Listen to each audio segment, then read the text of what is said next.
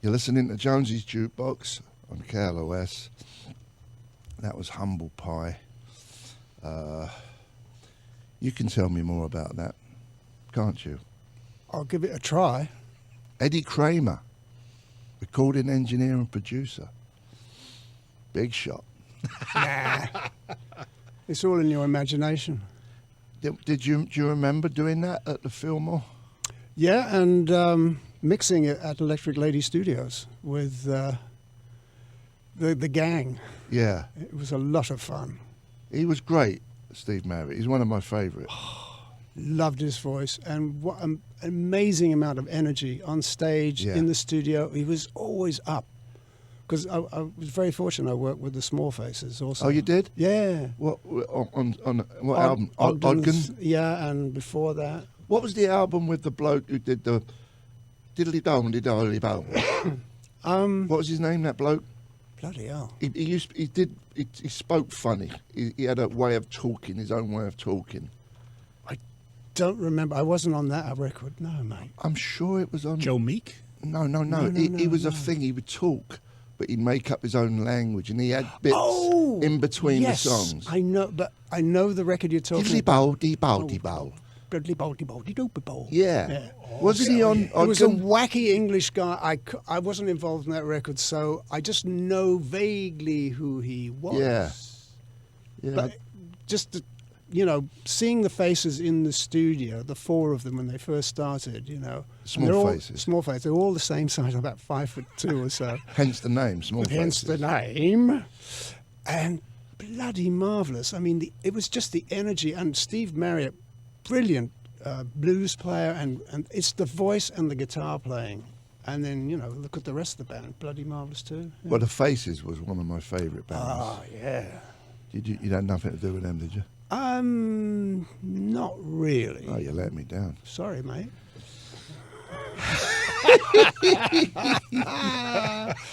It started already. It's okay. Where's the bloody gong? I'm just trying to make you swear, that's all. Yeah, well, you're only going to get bloody out of me, that's it. And that means by your lady. Did you know that? No, please explain. You're not winding me up, are you? No, actually, I believe... No, apparently the word bloody comes from the English expression by your lady. It sort of got belady and then bloody. Yes, milady, like Firebirds. Something like that. Blady? Milady. Milady? Yeah. Went to ended up being bloody. That's what I heard. I think you're having a laugh. No, I'm not, mate. I'm not winding you up. You'll know in a minute. We're going to Google that. John McDermott, documentary and film director and producer. Yes, indeed. Hence why you guys are here, really, right? Well, we do all the Jimi Hendrix work over the last 25 years together. Eddie and I have been friends for, good Lord, over 30 years now 30 doing years, projects. yeah. So, in fact, there's three of us. It's Jimi Hendrix, myself, and John McDermott. I always call us the Power Trio. Yeah. And we are. Or the Three Stooges. that's probably more likely. There's some other words you could use after that. Which we're not going to say on the radio. Right. Did you say yes, then no? Gone. Yeah. So you got this unseen... Well, it has been seen, but you've re-released a DVD of Hendrix live at... Well, the Electric Church film is... it's never been seen like this. It was a film that a guy named Steve Rash made in 1970 of the Atlanta Pop Festival. 500,000 people out on a pecan farm and 90 miles south of Atlanta. So the film sat for all these years in his barn, and so we finally got together with him, and he had all the footage of the festival. We had the Hendrix portion, so really to work together to make the film, we kind of came together to make this, and we shot a bunch of new interviews, and it just really, we're very happy with the way it came out. It was good. So who else was on the building? Some of the people in the documentary, right? Well, it was Allman Brothers, B.B. King, Johnny Winter, Mountain. Hendrix was the headliner, but they had a lot of acts. 3 days. Was it 3 days? Yeah. 3-day festival. I heard at one point somebody was saying that it was at some point in the festival was actually more than 500,000. It was close to 6. Yeah, I mean it's interesting. Which is you more think than of Woodstock. Yeah. but this is the biggest show Hendrix ever played in front of in the United States. 500,000 people. Why do you think this one didn't get as much? Well, it's interesting. publicity? It became a big event because of Woodstock. The Woodstock movie Yeah. came out in like May of '70. Kids all across America said, "I want to be a part of that." Yeah. The next festival up Yeah. was Atlanta, and Hendrix was headlining. Yeah. So he was the magnet. And he brought all these kids to this little sleepy town, Yeah. and it turned into an amazing thing. And the festival, I mean, when you think about today about how regulated things are, Yeah. I mean, this was really Nothing. just nothing. Yeah. And fortunately, no trouble, arrests, deaths. They just kind of said, okay, look, inside the fences, you guys do whatever you want. I love the governor. What a miserable sod he was. Right? Jesus. Just hated everything. Everything. Oh, yeah, man. Did he look like a white supremacist? A little bit. Just a bit. I mean, swinging the bat at the car there. I mean, Oh, you no. you Horrible. couldn't make that stuff up. Horrible Bloody person. So, It must have given one who didn't give him a heart attack. Dealing with that, no control. yeah, well, I think if you look at how this blossomed, I don't think they were prepared for it. No they had way. never had anything like this before.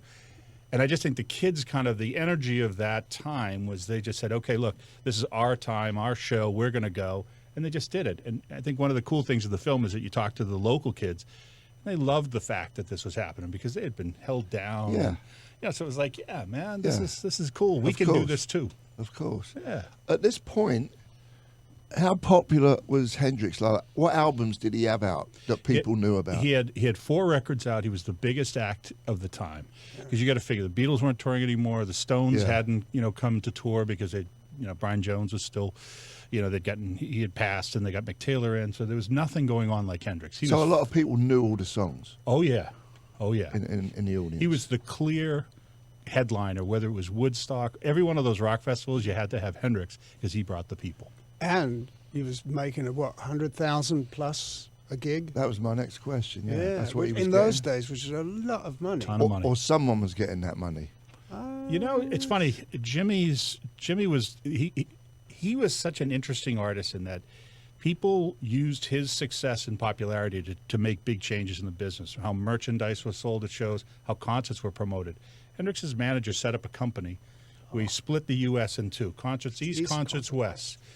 And they went around and they just rented the buildings themselves. They said, we're not getting into we forget all this, And they cut out the middleman. cut out the middleman. And It was a 90-10 deal. This Who was would have called- been San Francisco guy? What's his name? Bill Graham and those Yeah. guys, they would play the Fillmore. They do one show there, but Yeah. even then, Hendrix had outgrown the Fillmore. He Yeah. was playing the basketball arena in the town. Yeah. So, by setting up this company, Michael Jeffrey, Jimmy's manager, was smart. He and his lawyer Steve Weiss, they were smart because they knew coming behind them, they had, Peter Grant was a kind of a protege of Michael Jeffrey. So they had Zeppelin coming, they had Cactus, they had all these groups, and they were going to forget GAC and all the old traditional booking agencies. No more. Well, you got to have 4 bands on a bill, and you can only, none of that craziness. They just Wasn't the Animals guy? Didn't he manage him for a Chaz while? Chandler. He did. Chaz Chandler did. Yeah, he and Mike Jeffries was the manager of the Animals. Chaz discovered Jimi Hendrix. He's the hero of the story. Brings Jimmy to England, makes him a star. Right. But Chaz wants to be a producer, and he and Jimmy kind of in That's this right, album that's right. split. So Mike takes over full, buys Chaz's share out. So Chaz then later goes on to do Slade and all kinds of other stuff. I bet he's. Do you think he's upset? He sold his bit. Well, Chaz wasn't. He passed, but he was very proud of the work he did, and Chaz did well in his career. So he wasn't like he was fiercely proud of what he did, but I think his point was that, okay, if you're not going to listen to me or accept me as a producer, Jimmy, that's fine. I'll go on my own way. Yeah. And he really took the same approach with Slade, controlling everything. Yeah. Everything. Yeah. And he made them huge. Yeah. And then later in his life, he got the Newcastle Arena started and did well with that. Yeah. So he was what's that, 10,000 seats? 10,000 seat arena because he was like, Newcastle's never had a proper venue to play. Yeah. So he spearheaded that. So he was a hell of a guy. Yeah. I like the Animals too. I bet it was a nightmare in the studio though. Sometimes with all the liggers, with Hendrix. Well, the Liggers were invited by Jimmy, and which caused this rift between I came to America in April '68 to continue working with Jimmy on Electric Ladyland. We'd actually started Electric Ladyland the last month of '67, which would be We were doing all along the Watchtower, and then in January we cut Crosstown Traffic, and then Jimmy came to America, and I was asked to come over to the record plant, which is a brand new studio, to continue working with Jimmy.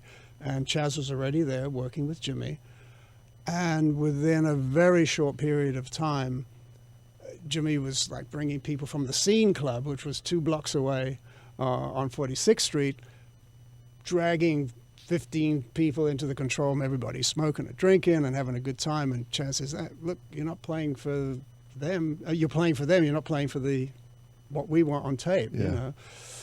And that caused that riff, and But what was it Chaz like? left. What was it like for you after Chaz left and being in the studio? I was then the bad boy. I had to kick everybody out. Yeah. Because Jimmy would look at me like, boy, get rid of him. And I did. After him bringing there, he wanted them out. Well, just initially, just to sort of get the vibe going, and then out you go. Yeah. Sorry, we're going to work. So was it a lot of knob twiddling? That is my middle name, Knob Twiddler. Like when you did, okay, we're gonna do a song. Here we go. Was it like? Did you prep for it? Was it all like loose, like it's? No, it was professional, right? Has to be, because Jimmy relied on the fact that somebody in the control room had it together. He wasn't stupid. Jimmy was very, very smart, and he knew about the console. Listen, when we worked on a record or a song, when we got to mixing, it was 4 hands on the board, my 2 and Jimmy's, and we worked in sync together because there was no computers in those days. And it was a joy. It was the most marvelous thing. I still think about it now and get chills because, you know, Jimmy and I sitting at the board, right, you got that, I got this, right, okay, fine. I'm going to do this bit, you could do that bit. And we rehearsed it as if it were a live performance. 1983, as an example, it's about 14 minutes long. We rehearsed it maybe 2 or 3 times, and there's so much stuff going on, tape machines and phasing and delays and all of that. And we did it in 1 take, no break, straight on, no edits. Did you ever do like remixes after you mixed something a couple of days? Let's do that again. None of that? No, none of that. No, this is the mix. We like it. Yes, thank you very much. Yeah, wow. So how many albums did you do with him? All of them. Jimmy, all of them? Mm. And were you credited for producer or engineer? Not as producer, unless you want to change that right now. Engineer on all the original records, yeah. But so there was no producer. He was the Jimmy, producer. I mean, on Electric Ladyland, it says very clearly, and there's no question about it, Jimmy was the director, the producer. He conceived of how the album cover was going to be laid out, all the credit. It was brilliant. If you look inside that box set, it's genius what he wrote. So but Chaz was without question, the producer of the first 2. Yeah. Yes. Really put his thumbprint on those records. But they wrote, Chaz was the one who suggested to Jimmy, come on, we've got to write some songs. We need we need original songs. Yeah. And he encouraged Jimmy. Yeah. Yeah. Incredible. Yeah, he really, I mean, you know, you figure he brought Jimmy over, and it didn't like he parked him in a hotel and said, I'll see you in the studio in a week. Like, he lived with Chaz. Yeah. And Chaz, like, face-to-face would say to him, that's good. Yeah. Keep doing that. Yeah. So, you know, manager, producer, like, all those things helped him arrange things. He knew Jimmy had the talent, but I think it took Chaz's understanding of kind of the big picture vision, if you know what I mean. Like, I've been a success. This is what you have to do to be commercially successful. Yeah. Let's play some music. Yeah. Yeah? Yeah. Okay. Let me just look at my notes. Eddie Kramer. Never heard of him. I know. He's nobody. He is. And John McDermott are my guests. They got the documentary out of Electric Church. Yes, indeed. Is it out? You got a screening soon, Yeah, right? they're releasing it theatrically, and, you know, it's now out on At the DVD ArcLight. and all that, yeah. Thursday at the ArcLight. Mm-hmm. This Thursday. This Thursday night at the 8 ArcLight in p.m. Hollywood, yeah. Is it free? I don't think so. We can get you a ticket, maybe, if you're nice to us. Well, I've already seen it. Oh. I watched it last night in the comfort of my big bed. The best place. The best. The best I place. never want to leave. I don't want to know what else went on there. You're disgusting. Not as bad as you are. Well, supposedly. Let's play some music. You're listening to Jonesy's Jukebox on KLOS with my guest, Eddie Kramer, recording engineer and producer, and John McDermott, documentary film director and producer. How is it when you listen to them songs? I start to smile, and then the chills, and then smile again, and then sort of get into, I don't know, it's always lovely to hear it. It takes me back. Yeah. Was there any times when you're like, oh, I've had enough of this, this is driving me up the wall? Never ever. And it was, no matter what, it was always brilliant, no matter, and funny. I mean, He had a good sense of humour. Oh, bloody hell.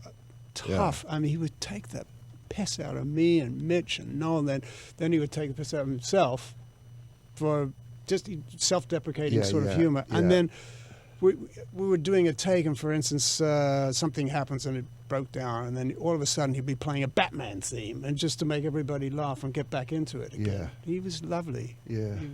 He was.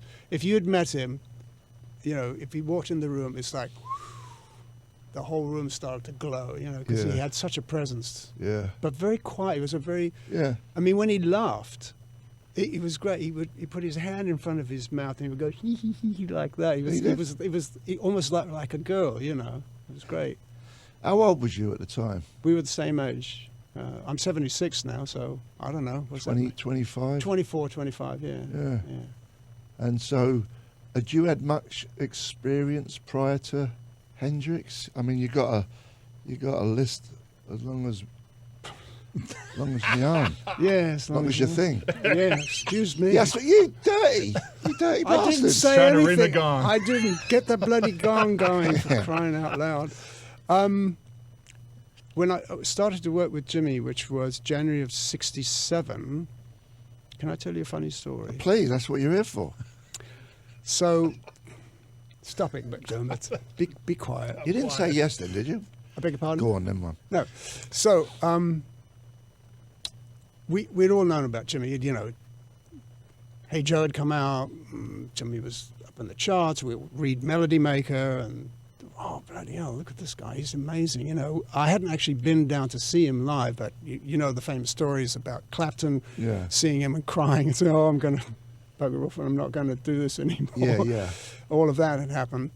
And Chaz and Jimmy had been recording at other studios, and they weren't that happy. And they had heard about Olympic, which had just opened, brand new studio. In Barnes. And I had joined the staff in August when the old Olympic was still up. And we made the move, and the studio was coming together brilliantly, and Chaz checked it out, and let's book Jimi Hendrix in. But what had happened was the studio manager, who was this very prim and proper English lady, and she wore the most amazing tight skirts, and she had these stockings with the seams on the back that were immaculately perfect, and everybody, all the junior engineers like myself, we were like, oh. I mean, she was untouchable, of course, but she ran that studio with an iron fist. She was so tough, you didn't want to mess with her. So she calls me up on the studio telephone one day, and she says, oh, Eddie, there's this American chappie with the big hair, and you do all that weird stuff anyway. Why don't you do him? And that's literally how I got to record Hendrix. That's a good story. Yeah. The matron. Yeah. Oh gosh, Studios. she was so tough, but brilliant, you know. Anyway, and then when he walked into the studio for the first time, I remember seeing him come in, and he sat way back in the corner. He was wearing this little grubby raincoat. It was cold, you know. It was really cold. It was January, and he was sitting in the corner, sort of huddled like that. And the roadies come in, you know. Jerry Stickles comes in carrying a Marshall on his back, and he said, "Oi, where do you want this lot then?" "Oh, over there, thank you very much." Set them all up. Jimmy walks over to the amp, plugs in, and I'd never heard anything like it. It was so this is prior to anyone really knowing any records or anything? No, Hey Joe had been Hey Joe, out. like Hey I Joe, said. Okay, so you knew that then? That's all I knew. Yeah. But standing there and hearing that amp for the first time, it was like somebody from above was speaking to you. It was ridiculous. What was he playing through, a Marshall? Yeah, the bloody Marshall there with a sloping front with a 100-watt top. And I'm running back into the control room and setting up stuff and put mics up, and Jimmy, come and have a listen. So he walked into the control room and he went, oh, okay. And he walks back out into the studio, nods at me and says, well, try this then. And he starts fiddling with pedals and all sorts of stuff. And we try, every time he did something, I did something to try to make it better. Yeah, yeah. And he would come back in the control and it was like we're trying to top each other. Yeah. And it was great because he realized that, okay, I'm fine, because Eddie could get the sounds I want. Yeah, he felt safe. And he felt safe, and then we were off to the races. This was just him by himself. We're getting the sounds. Where was the drummer and the bass Oh, player? well, initially he wanted to hear what the amp Yeah, sounded like. yeah. Then, of course, when they all Yeah. got going, didn't take too long.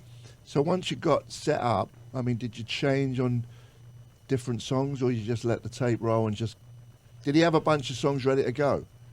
Well, in one night, we would start at 7 o'clock at night. This is an Olympic. At Olympic, we start at 7 o'clock at night, and we'd be done by about midnight. I mean, we'd get 2 songs, maybe sometimes 3 Yeah. a night. Well, Chaz was financing it, so it wasn't Yeah. as if the record company was paying yet. Yeah. So it was still at that level. They were just looking to make another single. Yeah. They really weren't ready to make a record. They didn't have the money for it. Yeah. He sold his bass to get money for the studio time. Chaz did it, because he was, trying to kind of fund this all by himself. He That's believed in Jimmy. That's incredible.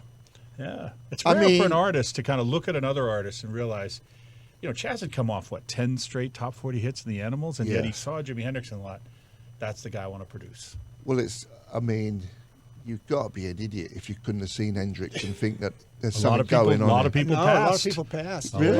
Yeah, Andrew yeah. Lou Goldham, Seymour Stein. He had a bunch of people pass. They didn't see. Jerry Wexler, a bunch of people pass. Sure, you could see Jimi Hendrix playing with Little Richard, with the Isley Brothers, with. Well, previously he Previously, was with the right. shark skin Yeah. suit, with, Oh, the, yeah. with the hair, the but he was grease. playing in the Village on his own, trying to make it, which was unusual for a guy who was kind of part of that scene. But they all came. Linda Keith brought a bunch of people down, and they didn't want to know. And it was Chaz. She brought Chaz, and Chaz had told her at a party, look, I want to find an artist. I really like this record called Hey Joe. Sure, yeah. So he goes to see Jimmy. First thing he plays is Hey Joe. Chaz is like, okay, I want to take this guy to England. Yeah, And he did. yeah. He would You're have. coming with me. He would have. You think he wouldn't have cracked it if he didn't come to England, Hendrix? That kind of talent would have emerged in some way, but look at what Chaz did. Is like Chaz's resume, like he was able to have the credibility of the Beatles and the Stones, Clapton, Jeff Beck, all these people. They were immediately like, wow, for Chaz to step out of the Animals, a happening group, this guy's got to be worth it. I think England was magic for Jimmy. Yeah. It was the perfect storm. It was I embraced him. Yeah, absolutely yeah. embraced it. And then that also made him feel, wow, everybody, they love me. He didn't like his voice, apparently. He hated his voice. Good grief. I used to make these three-sided screen, like boom, boom, like that, facing away from the control room, and put him around this side, turn all the lights down. So no one could see him. Didn't want anybody to see him. And then we'd do a take, and he'd stick his head around the corner. Was that all right? I'd say, yeah, it's great. Yeah. Oh, I've got to do another one. He's Yeah, never satisfied. amazing. Let's play "Burning of the Midnight Lamp." You okay with that? I'm all right, mate. All right. We're here with Eddie Kramer and John McDermott. Eddie Kramer, John McDermott. I'm not going to say a bloody word. You're not going to get me. Bloody hell. You're listening to Jonesy's Jukebox on KLOS with my guest, Eddie Kramer. How are you, Eddie? I'm all right now, I think. Yeah? After hearing Jabraz. Bloody hell, I hadn't heard that in so many years. You produced that? Engineered it? Yeah, at Olympic. At Electric Lady, excuse me, sorry. Genius. Oh, what a wonderful, amazing character. I think, his manager was quite a character too. Who was that? Not that main man guy. Brandt. John Jerry Brandt. Brandt. Jerry wasn't it? Brandt. Brandt, yeah. And he managed to get this massive picture from the first album in Times Square for a very short while. Anyway, Jabraz, I think very far ahead of his time, and I think he could have Out-Bowie David Bowie. Out-Bowie David Bowie. Well, that would have been very tough, but he was definitely in that same league Yeah. had he survived. Yeah. Yeah. Now, at this point, is this still Jimi Hendrix's studio? Yeah, it still has. Electric Lady? Yeah, it hasn't Well, changed. it is the same studio, Studio. but after Jimmy died, his Died, yeah. father sold Yeah. his share to Michael Jeffrey, because Jimmy and Michael Jeffrey were partners in the studio. Do people just want to record there because Jimi Hendrix was Still, yes. in there? Well, that's one of the reasons. The other reason is that the studio is probably the finest studio, certainly on the East Coast. I would say one of the best in the world. And it's still going strong. Yeah. You can't get in. It's Yeah. booked. Is it? 5 studios, just booked. You think if Jimmy lived today and didn't make another record, he'd still be successful just, because of the studio. Yeah. It's a smart move. Did you ever, like some people say, I walk in there, man, and I feel the vibes. Do you think that's true, or is that nonsense? If you walked in there, you would feel it too. Yeah. It is so pervasive. I think I did go in there once. But if you sat there in the control room and just sat there quietly for a minute, you just feel. I know if I'm mixing in there, he's sitting right there on my shoulder. Yeah. So you're still working, right? Bloody hell, yeah. Who was the last project? Well, right now John and we're over at Capitol. We're doing some mixing for Mr. Hendrix. You're still with him. You can't get away from him. Nah, don't want to either. Yeah. Yeah, I've got clients here. I live in Toronto, in Canada. Yeah. And I've got clients up there and clients here. And yeah. You still like doing it? I love it. I'm happiest when I'm in the studio Yeah. making records. Yeah. Do you smoke? I gave up smoking probably about 40 years ago. Oh, good for you. Yeah. And meat about 30 years ago. I'm a pescatarian. You have a bit of fish. A bit of wild salmon. Yes, sir. I thought you were going fishing for something else. No, But look, you're the one with the bleeding dirty mind. I'm just talking to you. see, we're two of the same kind, I think, I'm afraid. But Don't stop I'm not it. saying a word. He's Well just- behaved, that's all. oh man, Oh, Jonesy. you gotta be careful what you say these days. Yes, you Yes, do. you do. Oh, We got to stop having so much fun. I know, Let's get serious. I know. But seriously though, wild salmon, Yeah, it's good for you.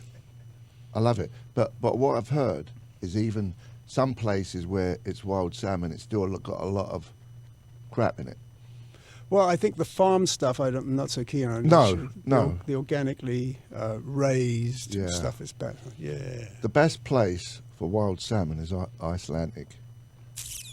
Never been. Well, you don't have to go there. Oh, I want to go They there. swim, They do they? They move around. But Bloody, I never knew that.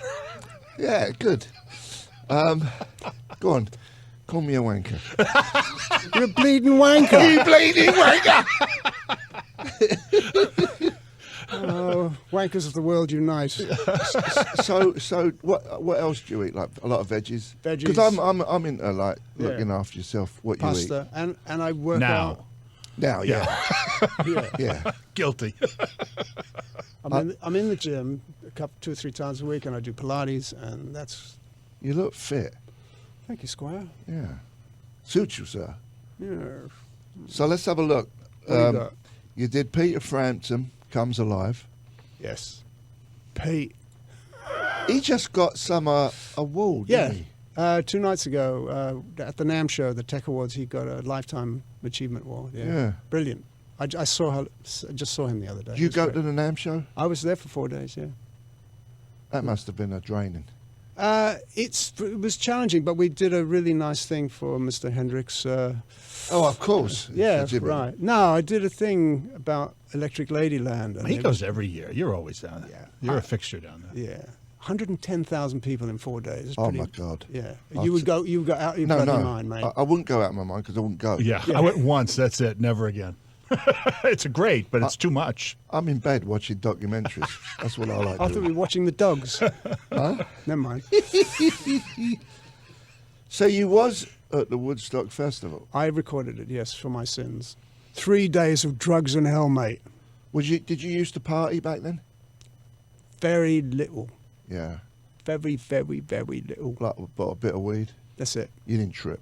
No. Let's do that. Bollocks to that. Yes. You can say it. All right, bollocks to that. Well, you warn me. I'm trying to be good. I told you, wanker, All right, okay. Bollocks. All right, okay. bastard. You're all right. It's legal. In the line so far. Carry on, Macduff. Mott. You work with Mott Mott. the Hoople. Love that band. I was at your mate's place. Virgin. Richard Branson. Richard's house, yeah. To record them. Lovely. Richard's house. Yeah, Oh, the the man, studio. Yeah. on Shepherd's Bush. No, the big house out in the country. It was he owned that place. It was lovely. Oh, that was a recording studio. Yeah. I went out there. Yeah, we did some stuff out there with my later band, Professionals. Angel. What are you laughing at? It's amazing. You bring up all these bands. I'm just a messenger, mate. I'm just reading a piece of paper. Keep I going. guess you don't want to talk about him. Angel, we did it in Hollywood, and there's a. I can't even get going Okay. here. I know. Let's move on. Yes, move on. How about them Packers? They lost the bastards. Where do you live? In the East Coast? Toronto. Oh, that's what I said. That's east, isn't it? Yes, it's It's east. east of Canada. It's It's an east part of Canada. ladies East of Canada. ladies and gentlemen, Good salmon up there. It's good salmon. I am now going to take my leave of you, my lord. Oh, East man. of Canada. Fastway.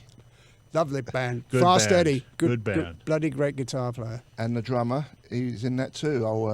Humble Pie. Yeah. Jerry, Mr. Shirley. yeah. Yeah. I saw him once. Remember Beavers? Yes. There was a period where they would have live shows up the top there, and I was hanging out with Nick Kent, this bloke Nick Kent, who was in it, a writer for NME, Yeah. and And a couple of birds. no, Bloody hell, why not? well, I mean, there was always birds, but I was never with them for too long. Don't say nothing. I'm not saying nothing, mate. And I think I was with Malcolm McLaren. He kind of took me around to the nightlife that I was not accustomed to, because I was just like a Herbert from living in Battersea at the time, But I clung to Malcolm, and he would take me to the speakeasy. He'd get me in there, and I would drive him around. Malcolm, can I cling to you? Yeah. Sorry. Well, I like that Yeah. rock and roll. He was in on it, and I was Good just shaking. drawn to it, because that's, I guess, meant to be. That's what I ended up doing. But anyway, I saw the New York Dolls up there, and I saw Humble Pie. And who else did I see up there? I can't remember now, but I remember him just in the sound check, him just playing drums. He had such a great feel. Yeah, those Humble Pie records are fantastic. They're Yeah. great. The live one of Honky Tonk Women. Lovely. Oh, yeah. There's a few 30 Days in the Hole. I mean, Yeah. go on and on and on and on. But the live records of Humble Pie, there's a couple of different versions of live. It's not just the same one, I believe. Oh, didn't know that. Did you? I did the the one Rock that and came the out. Fillmore one. Fillmore. Yeah, Fillmore one. Yeah. What Yeah. else is on the list? Engineered some Beatles stuff. Yeah, I was very lucky. I got to work with the Beatles. I did All You Need Is Love and Baby You're a Rich Man, Yeah. which was really a lot of fun. Better than Angel. A little bit. Just this much better. Yeah. Slightly above. Yeah. Brilliant to work. I mean, amazing. Do you want a story? Yeah. Please. All right. So the first thing we did with them was what? We have to go. No, we got to go to the commercials. Would you want to do that now? Let's do what people do on the radio. We'll come back and hear this studio. I mean, this. The story about the studio with the Beatles, right? Yeah, I can't even do that shtick. But when we come back, we're gonna listen to that story. Jonesy Jukebox, take it away. On the next Frosty. You're listening to Jonesy's Jukebox on KLOS. That was the Beatles. All You Need Is Love. and my guests are Eddie Kramer, recording engineer and producer, and John McDermott, documentary film director and producer. Now, you did some knob twiddling on that one, didn't you? I certainly did at Olympic in '67. Yes, sir. Story Oh, yeah, the story was going to... was it was lovely because we'd actually recorded another song. My boss, Keith Grant, who was the chief engineer at Olympic, one night we got a call. Beatles are coming in. What? Oh, dear. We're all shaking. Because it's, royalty. And they'd actually been in helping the Stones with background vocals. I mean, because in those days, bands just used to do that and hang out with them. There was no sort of competition. It was just camaraderie. Yeah. But when the Beatles come in to do a session, it's like, okay. So we did a song called Baby You're a Rich Man. Started at 7, finished at midnight.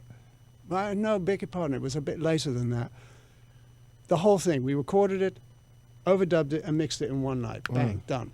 Next time they called, they couldn't get into, the Beatles couldn't get into Abbey Road, and I got the call to do the session, and that was going to be for All You Need Is Love.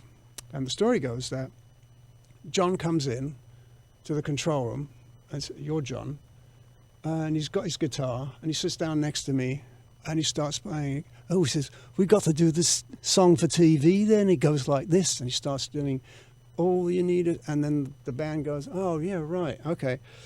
George Martin walks out into the studio. Fortunately, there was a harpsichord sitting on the floor of the studio from a previous session. "I'll play this," right, boom, he sits down. Paul McCartney walks out into the studio and sees a string bass lying on the floor. It belonged to my boss because he used to be in an old jazz band. Picks it up, says, "Right, this one." Quickly stick a mic on that. George on guitar, drums, blah, blah, blah. Get the mics, get it all together. "Right, you ready?" "Okay." Press record. Off we go. And John's sitting next to me, and I'm going, bloody hell, how am I going to get... He's singing into this little tiny microphone, which is the talkback microphone for the studio. Yeah. And I figured out, stick a quick patch in the wall, and I managed to get that microphone while he's sitting next to me into their headphones, so he could sit in the control room and sing, and they'd be up there playing. So he said, "You ready, lads? 2, 3, all you..." And he's playing acoustic guitar, singing away. And he gets to the end of the first take, 2, 3, and they just go at it for literally a half an hour, which is the length of the tape, right? Yeah. We get to the end, and he says, "Right, everybody come in." And so everybody files in, and Sir George says, "Yeah, let's play 2 from back in the end there, number 28, whatever." We listen to it. We're all listening. Great. Everybody turns to each other. "All right, lads? Yeah. Fine. Thank you very much. Good night." That's it. So that 4-track tape with the string bass and all, the basic track, was taken over to EMI, and that's when they overdubbed all the orchestra and the vocals, all the rest of the vocals, yeah. But that string bass, which we just heard on that must have been a remastered version. It sounds so beautiful. That is Sir Paul playing string bass. Yeah. Had you worked with Martin before? The first time when we did Baby You're a Rich Man, yeah. Yeah. And yeah, that must have been a good experience. Oh, it was wonderful. It really was. We were shaking in our boots, but they were regular lads. Oh, yeah, of course. Was that at Abbey Road? No, this was all at Olympic. These 2 tracks were done at Olympic. Oh. Yeah. Okay. Yeah. We were very honoured. So you worked in Olympic all the time? Yes. Was you like the house guy there? One of about 4 or 5 guys, yeah. Yeah. The one that is on that road when you go over Hammersmith Bridge. Yeah, you go over Hammersmith Bridge, down you the go end down of the road. to the end of the road. There's a pub on the corner, and there's a pub on the other corner. Yeah. Yeah. I used to hang out outside there because the Faces used to record in there, and I was such a nut fan. You used to go, literally? Yeah. Bloody hell. I used to hang outside Ronnie Wood's house up Richmond, the Wick. It used to belong to... yeah, I remember the Wick. It used to belong to John, the actor, Haley Mills, John Mills. It used to belong to him, and then Ronnie Wood bought it, and me and a couple of my mates, we used to just hang outside and try to get a conversation going with Ronnie Wood. Has he come on the air with you yet? No. Oh, we should call him and ask him. You ask him. I will. Should we play some more music? Go on then. You having fun? Yeah. Maybe. let's promote the and tell them about the screening of the Electric Church, Jimi Hendrix. It's a Jimi Hendrix documentary, right? Movie. It is. With a little bit of other stuff in it. It is. And you're doing a screening of it this Thursday. Where is it? At Where is ArcLight in Hollywood, they say. Yeah. Which is, I think, on Sunset. Yeah. The ArcLight. That's the big one, isn't it? Yeah, that's what they say. It's got a big dome. It's like a famous theater. So Cinerama, wasn't it? Haven't Cinerama? been there. Yeah. There used to be a Cinerama place. Yeah, that was the place that it was a bit ahead of its time when it first started. Yeah, I mean, you've got a lot of concert footage, but it also tells the story of, how Hendrix was kind of the force that led to, this thing becoming the event that it was. And it was 104 degrees. Yes. Oh, it's bleeding hot. Yes. Humid down in Atlanta, Yes. Yes. And no monitors, no, I mean, they had such limited power that, when you watch the footage, I mean, they had these huge lights onto the stage, but you can't see the crowd. You can't see. They were not ready in any way for a festival of this size. I can't believe that they actually got that sound. I mean, I saw them humping the gear out of the back of a van, Hendrix's stuff. I mean, you couldn't even. There was no lights. No. Right. No. They everything. It wasn't prepped well, was it? No. That's how they rolled. Everything that Jimi Hendrix had was in a 19-foot truck. One of the guys, Yeah. Abe Jacobs, in the film makes a great point about saying how, hey, Jimi Hendrix was able to pull it off with virtually nothing. Yeah. Mitch had a small little kind of voice of the theater monitor, so he could at least hear. Because but when they would play a festival like that, Jimmy would just, it was Marshalls and 3 pedals. It wasn't anything coordinated, no set lists, no cues. Yeah. Like if he wanted to play something, he would nod to the guys and they'd kind of see what he wanted and follow. That was it. There's this great sequence towards the end. Don't know how they got it timed, but 4th of July, right? And all the fireworks are going off, and Jimmy figures out how to get himself ready to play Star Spangled Banner in sync with the bloody lights, with all the fireworks going off. It was brilliant. It's in the movie. The famous Star Spangled Banner, was that Woodstock or Woodstock. Isle of Wight? Woodstock. Woodstock was the one, yeah. Yep.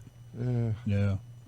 And I mean, he had been playing it a bunch of times before, but for whatever reason, that morning it all came together, and that's the classic version of it. Yeah. Scary.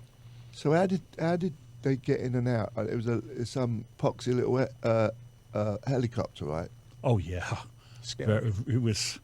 In classic of the era, because Jimmy tended to like to work on weekends, so he could be in the studio during the week. They were supposed to play 2 shows in Miami the next night. They had to cancel one of them because they could barely get out of Byron, Georgia, to somehow get to Atlanta to fly down to Miami. Yeah. But it's it was just of that era. It's typical. That's kind of how they did it. It was very simple. Yeah. And in some ways that's part of its charm. When you watch it now, there's nothing distracting you from the genius of Hendrix, because ain't nothing else going on. No crazy light shows, no nothing. Your focus of your attention is the guy. It was a lot more fun. I mean, even for myself in the 70s, it was so much looser. There was no checked here and searched here and all that bollocks, right? That was great. I mean, it's not like that anymore. So no, it's fun. It's more, you see people with the phones up as opposed to like looking and listening. Phones. Enjoy the moment, but there's so much of this going on. Are we just old farts who hate young people? I think so. We are part of the get off my lawn crowd now at this point. Turn your music down and get off my lawn. We've turned into the governor of Atlanta. Not that far yet, but we're on the way. What was his name now, bloke? Lester Maddox. Oh, Lester Lester Maddox. Well known. And I got to tell you, man, we didn't have to search hard for that footage. It was a question of selecting which examples to use. It wasn't like that was an isolated incident. Yeah, I mean, that was him, full on. Yeah. You're doing a Q&A after the movie. Yes. The Perry, right? Yes. And Steve Rash as well. Steve Rash is coming too. Filmmaker, yeah. Cool. Let's play some Jimi Hendrix. Why not? Bold as Love. You're listening to Jonesy's Jukebox on KLOS. With my guest, Eddie Kramer. Hi, Sir. Eddie.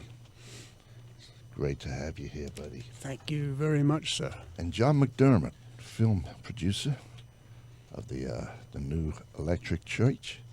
Thank you. How do you like my American accent there, Eddie? It's very compelling, very convincing. It's all right.